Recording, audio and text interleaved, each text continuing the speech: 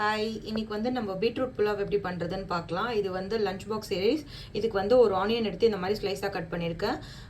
பிரிஞ்சி இலை வச்சுருக்கேன், பட்டை வச்சுருக்கேன், 2 ஏலக்காய் வச்சுருக்கேன். பீட்ரூட்டை வந்து ஒரு பீட்ரூட் எடுத்து இந்த மாதிரி கிரேட் பண்ணி வச்சுருக்கேன். கொஞ்சம் புதினா வச்சுருக்கேன். ஒரு ஃபுல் பீட்ரூட் எடுத்து கிரேட் பண்ணி வச்சுருக்கேன். இப்போ குக்கரில் வந்து 2 ஸ்பூன் ஆயில் கொத்திருக்கேன். ஒரு 1/2 ஸ்பூன் கீ போட்டுக்கிறேன். இப்போ பட்டை ஏலக்காய் அதெல்லாம் போட்டுடலாம். ஆனியன் போட்டேன்.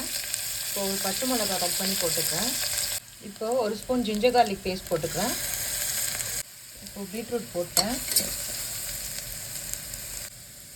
ஒரு ஸ்பூன் சில்லி பவுடர் போட்டுக்கிறேன். இப்போ கொஞ்சம் புதினா போட்டுடலாம். ஒரு ஸ்பூன் சால்ட் போட்டுக்கிறேன். இப்போ நான் வந்து பாஸ்மதி ரைஸ் வந்து ஒரு 2 டம்ளர் எடுத்திருக்கேன். ஒரு 25 மினிட்ஸ் சோக் பண்ணி வச்சுருந்தேன். 2 டம்ளருக்கு ஒரு 3 டம்ளர் தண்ணி போட்டிருக்கேன். இப்போ இதில் போட்டுடலாம். இதை போட்டு இருக்கிற புதினாவையும் போட்டு ஒரு மிக்ஸ் கொடுத்துடலாம். இப்போ குக்கரை க்ளோஸ் பண்ணிடலாம். Beetroot pulao ready. நீங்களும் உங்கள் கிட்ஸுக்கு பீட்ரூட் புலாவ் ட்ரை பண்ணுங்கள். Thank you so much.